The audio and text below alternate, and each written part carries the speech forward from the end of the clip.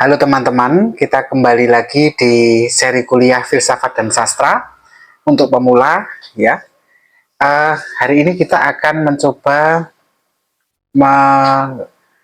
mengenal filsafat strukturalisme untuk membaca sastra. Nah, teman-teman, apakah teman-teman pernah mengalami yang saya alami juga?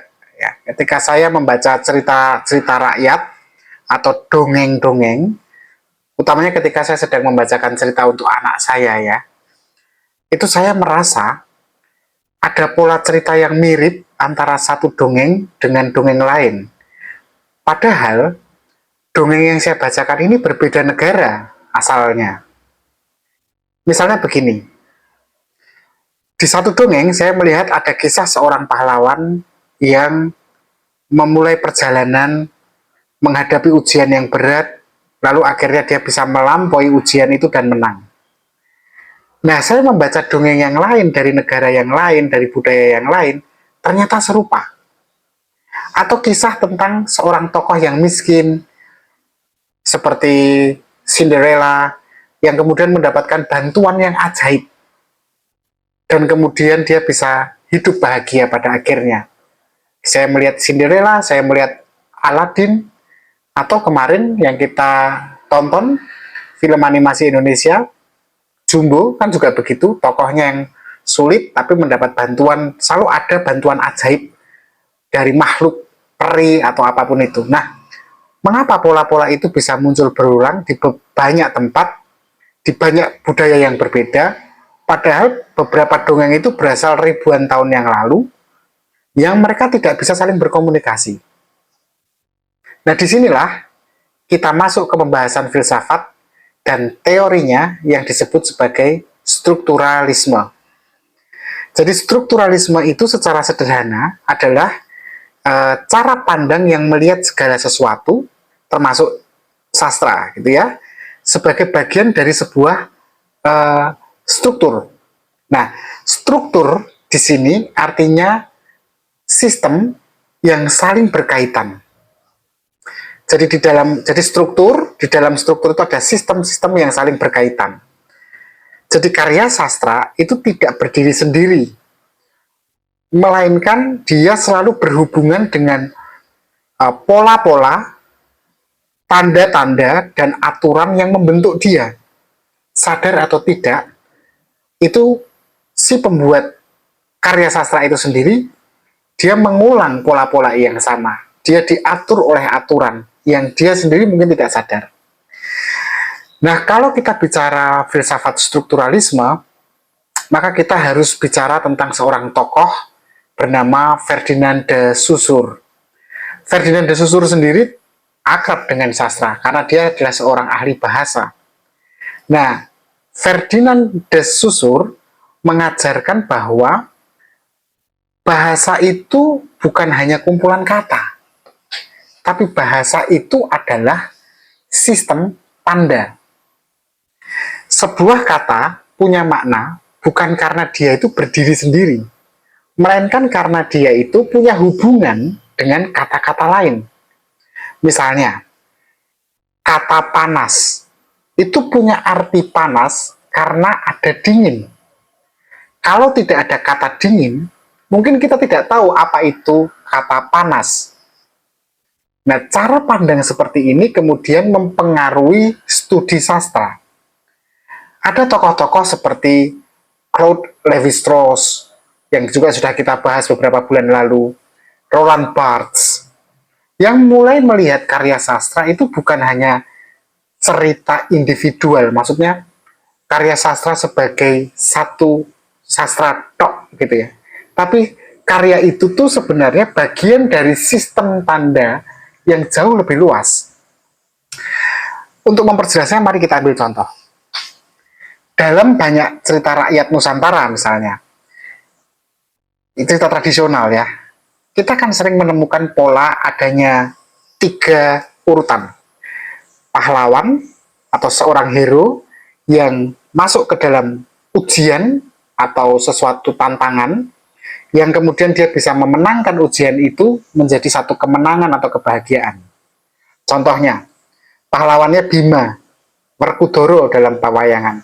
Dia mengalami tantangan-tantangan untuk mencari air suci di tengah lautan, untuk menghadapi raksasa, atau untuk kembali ke alam baka untuk menyelamatkan orang tuanya, atau membela Yudhistira, atau dalam pewayangan dia juga dalam perang Mahabharata, ya toh?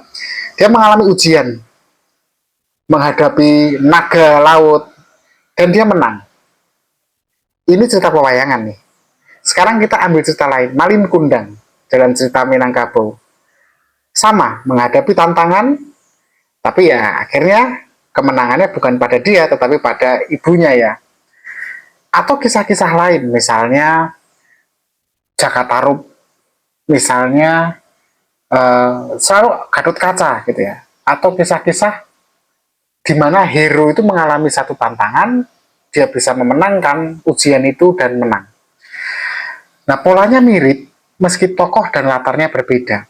Kenapa begitu? Karena mungkin cerita-cerita itu mengikuti struktur naratif yang berulang. Nah, kalau kita menggunakan kacamata strukturalisme, kita lantas bisa membaca sastra sebagai sesuatu yang punya aturan tidak tertulis. Misalnya, tokoh Ibu Tiri misalnya, hampir selalu melambangkan penindasan. Tokoh anak bungsu seringkali melambangkan yang tertindas, tapi selalu menang akhirnya. Jadi ketika kita membaca, sebenarnya kita sedang menafsirkan struktur yang sudah dikenali oleh budaya kita. Nah, apa lalu manfaatnya mempelajari filsafat strukturalisme ketika kita membaca sastra? Pertama, strukturalisme itu membantu kita melihat adanya pola tersembunyi. Sehingga nanti ketika kita membaca karya sastra, itu tidak lagi sekedar mengikuti ceritanya, tapi juga memahami kerangka yang membentuk cerita itu. Misalnya ketika kita membaca ya karya sastra, kita kemudian bisa bertanya, mengapa ya tokoh ini digambarkan sebagai pahlawan atau diangkat sebagai pahlawan dalam kisah itu, sedangkan yang lainnya malah jadi penjahat? Apa sebenarnya struktur budaya yang mempengaruhi gambaran itu? Manfaat lain kalau kita paham strukturalisme adalah strukturalisme akan memudahkan kita untuk memahami bahwa makna itu tidak pernah berdiri sendiri. Sama seperti tadi loh, kata panas itu hanya akan bermakna kalau ada kata dingin. Begitu juga tokoh dalam cerita hanya bermakna karena relasi dia dengan tokoh-tokoh lain. Seorang pahlawan kan bisa disebut pahlawan karena ada musuhnya atau ada penjahatnya. Kalau nggak ada penjahatnya ya dia bukan pahlawan. Nah, selain itu, strukturalisme itu membantu kita untuk lebih kritis pada teks. Kalau ada cerita yang berbeda dari pola yang umum yang biasa digunakan dalam karya-karya sastra lain, itu berarti cerita yang sedang kita baca sedang mencoba melawan atau menantang struktur yang ada. Misalnya, cerita modern. Kalau kita lihat dari film aja misalnya atau misalnya One Piece itu ya, itu kan penjahat bajak laut, tapi ternyata dia juga nggak bisa disebut penjahat, karena ketika dia jadi penjahat dia punya alasan yang kuat. Atau kalau kita nonton Naruto itu, kan begitu juga. Naruto kan karya sastra juga ya, meskipun sastra dalam konteks anime ya. Jadi penjahat ini juga bisa mengundang simpati kita sebagai pembaca. Itu kan tanda bahwa penulis ini sedang bermain-main dengan struktur sebenarnya. Kalau begitu, apakah strukturalisme membuat kita harus mencari pola di setiap cerita? Ya nggak begitu. Kalau begitu jadi nggak nikmat baca sastranya. Tapi setidaknya dengan kesadaran kita akan struktur itu, kita bisa membaca dengan jauh lebih tajam. Kita tidak lagi terjebak pada cerita-cerita banal, cerita-cerita yang permukaan. Tapi kita bisa melihat kerangka di balik cerita itu, yang menyusun cerita itu. Mari coba kita refleksikan sebentar teman-teman. Pernah nggak teman-teman merasa bahwa hidup kita sendiri juga mengikuti pola atau struktur tertentu? Misalnya, kita lahir, kita tumbuh, kita sekolah, bekerja, menikah, tua, lalu mati. Dalam arti tertentu, hidup kita pun bisa dipandang sebagai sebuah struktur yang sama, yang berulang pada individu-individu yang berbeda. Jadi ketika kita membaca sastra, kita tidak hanya sedang membaca fiksi sebenarnya, tapi juga sedang membaca kembali pola-pola kehidupan itu sendiri. Nah teman-teman, strukturalisme mungkin terdengarnya teknis ya, dari namanya aja struktur gitu ya. Tapi sebenarnya strukturalisme itu dekat dengan pengalaman kita membaca hidup kita sendiri sehari-hari. Tanpa sadar, kita tuh sebenarnya sudah bisa menebak akhir dari sebuah cerita karena kita mengenal polanya. Kita seolah bisa menebak akhir hidup kita karena kita juga sudah bisa menebak polanya. Itulah bukti bahwa struktur itu bekerja meski kita tidak menyadarinya. Dengan kata lain, sebenarnya strukturalisme sedang mengajak kita untuk membaca dengan kacamata yang baru. Sastra bukan lagi jadi hiburan untuk kesenangan, tetapi jendela untuk memahami sistem tanda yang mengatur budaya kita. Nah, teman-teman, saya hanya ingin mengajak teman-teman, ketika nanti teman-teman membaca cerita rakyat, atau novel, atau cerpen, atau menonton film, atau anime sekalipun, coba lihat polanya.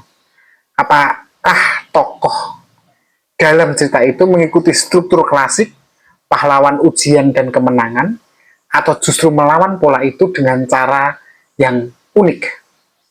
Karena kalau iya, maka kita bisa menikmati cerita yang baru di luar struktur yang biasa. Terima kasih, tetap berpikir kritis.